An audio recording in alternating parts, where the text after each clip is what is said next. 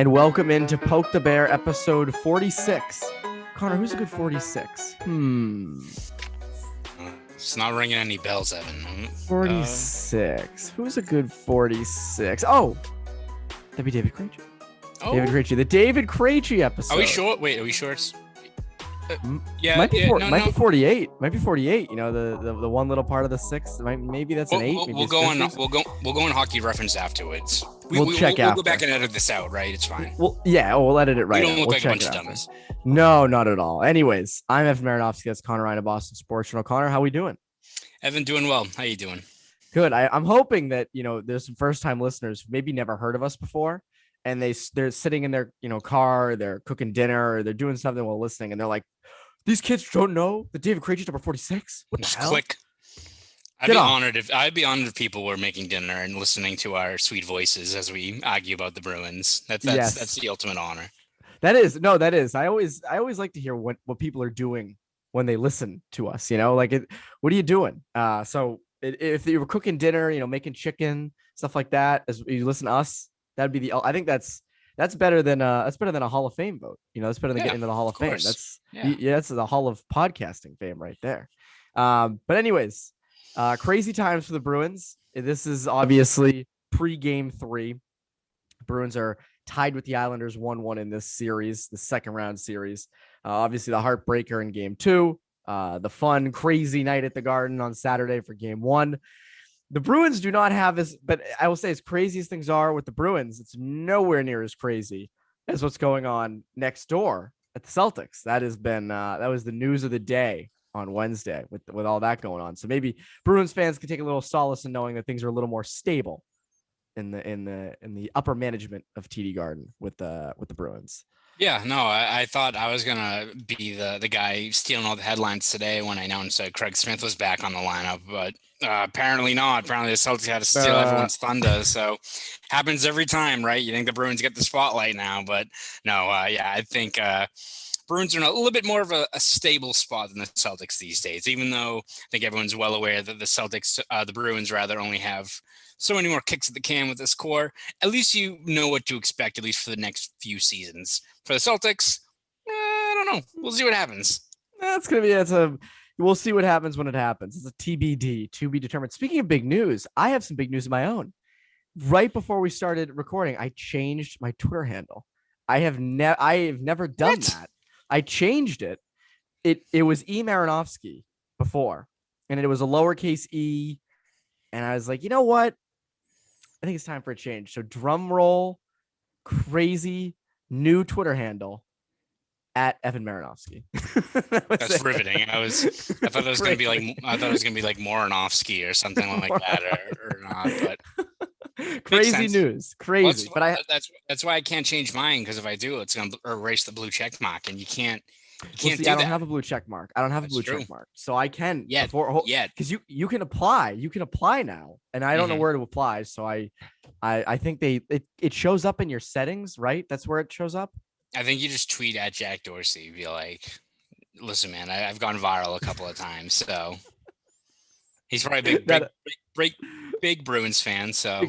Big meme fan, big Bruins fan. But yeah, so I figured before, if and when I do get verified, which is hopefully sometime in the near future, I would have the handle that I would want. E Marinofski was one I made when I was in like high school, and I don't know why I didn't just choose Evan Marinofski, because this is gonna sound crazy. There's no other Evan Marinofskis out there, so it's true.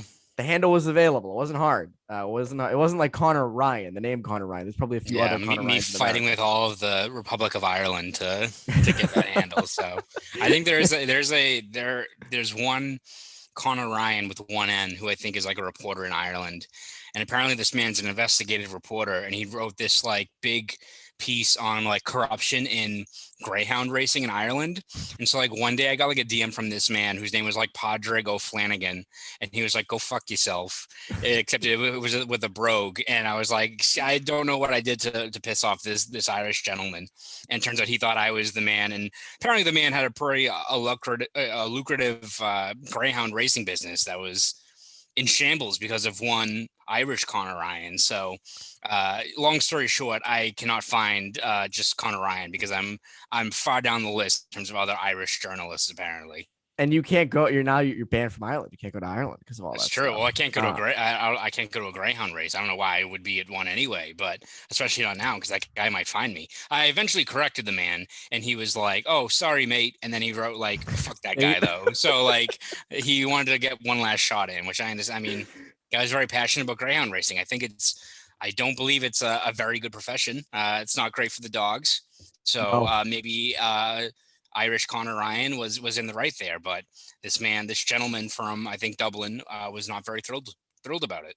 Sorry, mate. The other one is Yeah. Scott McLaughlin. Scott McLaughlin shares the Yes. same name as a race car driver. Yes. So that he gets tweeted at all the time as a race car driver. So I always find that funny. Like if my name was something like if there were Marinofskis in Russia and I was getting tweeted at from Russians, like, like fuck you, like that stuff. I think it'd be hilarious. That was a beautiful. That was beautiful like, Russian accent. You know that was right on. That was better than like Sean Connery in Red October though. So you're already a leg up over acting legend Sean Connery. I could act, of course. Yeah, of course. So back to real Bruins stuff, back to actual real news. I was not stealing any headlines with the handle change. I don't think anybody will even notice.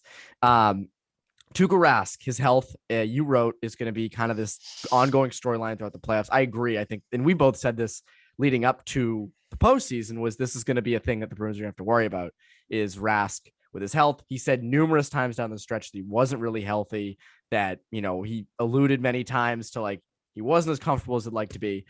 Bruce Cassidy said on Tuesday morning that he's dealing with nagging injuries. Wednesday, though, says he is good to go for Game 3. How is this going to manifest itself? Yeah, I think it's just going to be one of those things that's going to be in the back of your head. And I think when people wrote about this, there's probably people were like, all right, you're making a story out of nothing. He's going to be playing. And I don't think it's that. I think it's just the fact that the Bruins have been, and Rask himself have been very transparent about this. I mean, Rask has said multiple times that, he's still feeling it, still doesn't feel great, good enough to play. But I think if you're a Bruins fan in terms of mapping out both this series and going forward, it just has to be something that you have to be cognizant about and be in the back of your head. I mean, you look at how Rask played in that third period in overtime. He was great. And like that game probably wouldn't have gone to overtime without him. But he also had, I think it was on the Matt Barzal breakaway that went wide. He kind of cut to his right there a little bit and was kind of slow to get up. So I know a few reporters noticed it, definitely took note of it, but I think it's just something that you have to keep tabs on going forward. And it's a tricky injury, one that he had where, all it takes is one, bad lunge or a quick moving laterally to tweak something, and all of a sudden you're back at square one. So, we're not hitting DEFCON 5 yet, right? We're not, thinking that, he's washed or he's going to be ineffective. I mean, he's still, even in the losses they've had, he has not been the main issue at all, right? He's not, and it's not a situation where, he's like he's getting beat clean on shots he should be saving. Again, a lot of deflections, a lot of tough breaks there. It's not like we're seeing like a thing where he's uncharacteristically, slow with his glove hand or not, tracking pucks well. But it's just something that the peace of mind of knowing that, you have a goaltender who's 100%, clearly not the case, right? And it's something that I think they're obviously going to have to manage for however long this cup run goes. And I think just has to be that fear in the back of your head that, all it takes is one bad move and all of a sudden something flares up and, it's going to be Jeremy Swayman in net, which granted, there's probably some people who are excited about that, or, the Bruins are in a better spot than most in terms of having a young goalie who was fantastic in the regular season. But again, as we say multiple times, you'd rather have Tuukka Rask in there. You'd rather have your number one goalie healthy and ready to go. That's the thing. And also, like, you need Rask. You need Rask. If you're going to make a cup run, you need Tuukka Rask, and you need him healthy. And right now, obviously, he isn't fully healthy. And again, it's kind of, he's hanging by a string in a sense. Like you worry that, as you said, tweaks something, goes across the net funny, dives for something, and hurts himself, and then needs to be taken out and have Swayman go in. And that would also be a tough spot for Swayman, who's a rookie, who's a kid, who's going in mid-playoff game without any real warm-ups in a while. Let's say it's like the second period of a game, and he's got to go in and just immediately start playing. That's not easy. Now, I expect Swayman to do fine, but that's not exactly an easy thing for a kid to do in his first season. So I think that's something you do have to worry about. And that's why, like, to people who are saying, like, well, he's playing, it's not a story. No, it is a story because this is going to continue. This is not ending anytime soon. It's not like Rask is going to magically get better. It's only probably going to get worse because he's playing more and more and more. And he's really just kind of holding on as the playoffs go along. And as we'll get to later, you're really going to need Rask in your next series if and when you get past the Islanders. And we'll kind of get to that a little bit later. But yeah, you need Rask. You absolutely need Rask. And he's a better option than Swayman. And I'm sorry to say that to some people, but it's true. It's completely true. And, I remember DJ Bean saying, like, if you want Swayman in there, you have to first acknowledge that Rask you want Swayman to go on a run that Rask has gone on twice now, like Right. being the best goalie in the playoffs. And, you hear a lot of sports radio kind of saying, oh, Rask, he's unreliable and, he's going to choke in the big moments. And it's like, this is a whole different topic, but the choking of 2019 was not Rask. Like that was never Rask's fault in that Stanley Cup final. Like, how about you look at the first line, or how about you look at game 7 and how bad the offense performed, like little things like that. But that's a whole different topic. And we can get into that in the off season when we're talking about Rask and his free agency, which should be very fun. Talk about the tweets we'll get with that, which should be perfect. Some good news in the Bruins atmosphere. Craig Smith probably back for game 3, was skating with Hall and Krejci at practice on Wednesday. All signs point to him coming back. I mean, I know Cassidy said it's depending on how he feels, but it looks like Craig Smith is back. Yeah. And again, you need Craig Smith in that top 6. That top 6 is very incomplete without any of the guys. But Craig Smith, you saw it in game 2 because DeBrusk was up there. The Bruins were really missing Craig Smith in game 2. Yeah, I mean, I think if the easiest way to get through this series against the Islanders, which, I mean, they were as advertised in game 2, where, I mean, it's not like this is a tomato can team, right? They're still tough to play against. They still make it tough to get through the neutral zone. They can still, on the forecheck, really you create havoc, especially for your defensemen. So I think the best way to kind of tilt the scales firmly in your favor is just to wallop them with your top 6. And Bergeron line eventually broke through in the third period of that game 2, but the easiest way to put that group over the top is also getting that offensive contributions from the Krejci line. And it's not to say that I don't think like Jake DeBrusk was like bad in game 2. There are people who are like, well, you got to keep Coleman in there for going forward because he had the secondary assist, I believe, on the Coyle goal. But it wasn't like Jake DeBrusk was like not doing anything out there in game 2. I mean, I think just the issue is how he fits on that line, how he plays with those guys, because there's a few times where there was an odd man rush or breaking, crossing the offensive blue line, and DeBrusk had a good look, or he had, Hall with him, and unfortunately he's on his backhand, so that he's not able to hit the guy cleanly, and a few of the passes were broken up. Maybe putting a guy like Craig Smith in there lets you cash in on more of those chances, and you're allowed to put DeBrusk back on the third line where he should have easier matchups and hopefully get more of that additional scoring for those units. So I think as much as Craig Smith isn't, the key cog on that second line to what makes them run, he still plays a huge role in, finding soft areas of the ice, winning pucks, active on the forecheck. He's kind of the guy that sets in motion a lot of their promising scoring chances, even if what he gets out of it is maybe a secondary assist at most. He still plays a key role in that group. So getting him back there healthy and back in the lineup is going to be key for them, because I think, we both said Bruins in 6, and I think they can still win this series if you're just still relying on the Bergeron line, if they're playing so well. But the easiest way to get through this without it being a war of attrition is just if both those lines are operating at a high level, because Islanders are a good team, great defensive team, great structure, but I don't think few teams have the personnel to slow down both those lines over the span of a 7-game series. Yeah, but Connor, Jake DeBrusk didn't appear on the box score. They didn't have an impact on the game. But I agree with you. I think ultimately, you absolutely DeBrusk on that third line makes the most sense. For a while, that's been said by a lot of people. If you're going to be a Stanley Cup contending team, you need DeBrusk on the third line, not the second line. It was interesting though, when at practice on Wednesday, they didn't have DeBrusk on any of the lines, right? Coleman skated with Coyle and Ritchie, and then Smith skated with Hall and Krejci. Where was DeBrusk? I was not at practice on Wednesday. Where was DeBrusk? He was slotting more or less in every once in a while with the third line on. It was like 5-on-5 drills, so he would pop in every once in a while with Coyle and Ritchie, but not the lion's share of the minutes. So I think for a lot of us going into it, we're like, all right, is DeBrusk the odd man out? Which again, Kuhlman finishes the game with an assist. I don't know if you put that as the ultimate measuring stick, but I just think if you look at maximizing the value of that third line, I think the offensive, ceiling is obviously much greater when you have DeBrusk in there, even if he's on playing at right wing than Kuhlman in that spot. Totally agree. And I also, the other interesting thing is, and I think this is something we'll get to in the offseason, is the future of the Bruins and Jake DeBrusk. I think that's a big topic that we're going to be, there's a lot of big topics actually for this offseason. This offseason is going to be very interesting with a lot of big topics. One of which will be the future of DeBrusk. Where does he fit in? Where do you go from here? Especially if they re-sign Hall. But that's all the stuff that we'll kind of get to at a later date.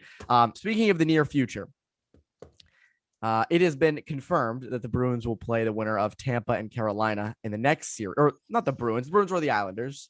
It's 1-1. It's a 1-1 series. We're not Bruins 6 hasn't happened quite yet, but we both obviously think the Bruins will win. So if they do win this series, they will play either the Hurricanes or the Lightning in the next series in sort of the final four.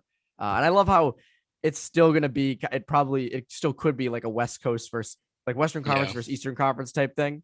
But obviously a much tougher matchup if you play Tampa, because Tampa's up 2-0. It's going back to Tampa in that series. That series feels like it's going to be the Lightning are going to win that series. And they have the personnel, and they beat you 2 out of the past 3 years. Probably would have beat you in 2019 as well. You just got lucky and didn't have to play them. Is there any chance, and this is something we'll obviously go way more in depth on when it happens, but is there any chance that the Bruins can get past Tampa this year? Yeah, I think they're better equipped than in years past, and obviously we're looking ahead at it a little bit. But I think let's be real. I think talking about Tampa Bay is probably more fun than talking about the Islanders. The Islanders are not the most riveting, very good team, but not the most riveting team to talk about. So let's look ahead a little bit. But if they do play the Lightning, which looks likely, if they get to round 3, it's still going to be an awfully tall task for the Bruins. And this is why I think the added reason why the 2019 Cup hurts so much is that you'll never have a better road at getting to a Cup. Like if the Bruins win a Cup this year, holy hell, like the road to get there is going to be something, because you're probably looking at toppling the Lightning, who defending Cup champs, who through the magic of the salary cap also pretty much brought the whole team back, or most of them back. And then congrats if you somehow topple that giant. You probably have Colorado waiting for you, who look horrifying, just terrifying. Like I was reading, I think it was I think maybe it was something Athletic where they ran through like the models of how, I think it was maybe just WAR and how it plays out for these rosters. And I think the 2021 Avs have the best like roster wide WAR since I think like the 08 Red Wings, which like I would believe that should scare the hell out of you. Yeah, that team, yeah, just a wagon of a team. But we'll look ahead to that a little bit further down the road. But again, it just goes to show that the road to get, once you get out of this East Division, it's going to be that much tougher. And for the Bruins, I think the one area where they've definitely solved things a little bit is, the secondary scoring and the 5-on-5 scoring, which as much as I think people are concerned about with the Lightning, their firepower and guys like Kucherov being back and Stamkos and Point and all the guys, all the usual suspects are back, and that's going to be a tall task for Rask and that defense to contain them. I think you look at where a lot of the Bruins struggles were against them, especially last year in the bubble, was 5-on-5 scoring, and especially outside of that Bergeron line, it really dried up. And the Lightning have they've got a fantastic goalie, which is the most important thing, but also they've got a huge defense where everyone, I think the average height is like 6'3", right? Even like even their skill puck mover guys like Sergachev, I think is 6'3". So they still got a whole bunch of big bodies out there. So that's where I think you need that second line of Krejci, Hall, and Smith to really play at a high level, because that, again, you can do what you can to slow down the Bergeron line, but if the Krejci line's also landing punches, it's a tall task. So yeah, the Bruins, I think, are better equipped than in years past to beat the Lightning, but it's still going to be a tough task. I mean, you look at the way Carolina has played the Lightning. And I think people are always worried about two fast-paced teams like that it's going to be, 5-4, these games like that. Like Tampa, the first two games shows you how you win in the postseason is I think they're limited to 15 shots on goal in game 2. Still won. Made the chances count. Were opportunistic, timely scoring, great defense. Vasilevsky's been fantastic in the postseason. So, I mean, they're a team that's built to win in the postseason. So it's going to be a tall task. I think we're not going to have Bruins in 5 predictions as we've had, or Bruins in 6 as they've had before.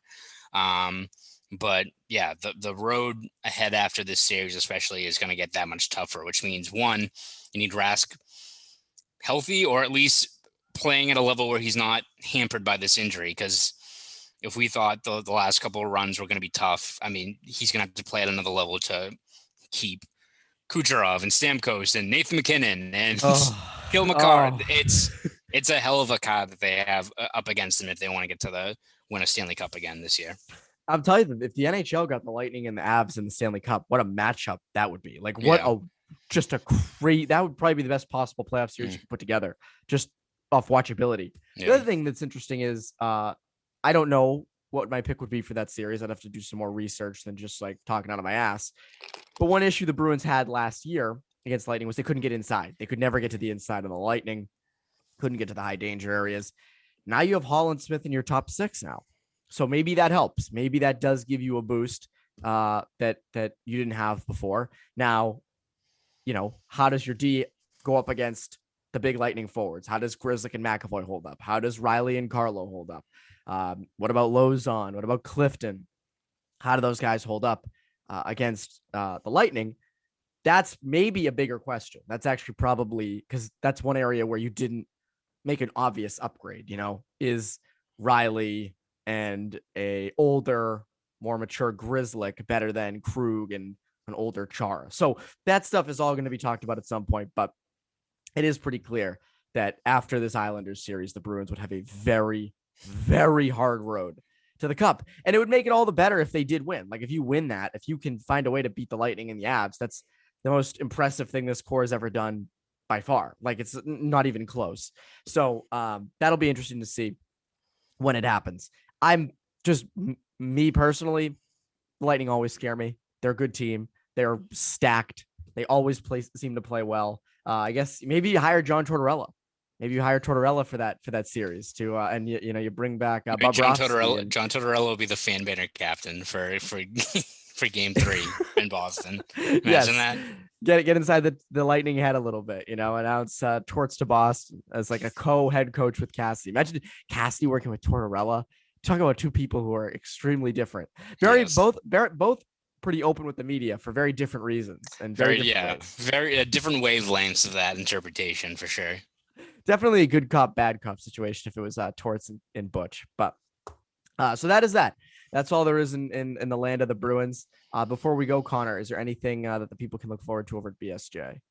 Yeah, for the rest of this week, we'll obviously be breaking down games 3 and 4 at Nassau Coliseum, see how the Bruins fare, and what's going to be probably a very, very loud bond for those 2 games. So we'll have all the breakdowns, previews over at BSJ, so subscribe at bostonsportsjournal.com. If you want to follow me on Twitter, you can do that at ConnorRyan_93. Still not changed. Still not changed. Go do all that. For CLNS Media, I'm Evan Marinofski. That's Conor Ryan. You poke the bear, listeners. Have a great rest of your day.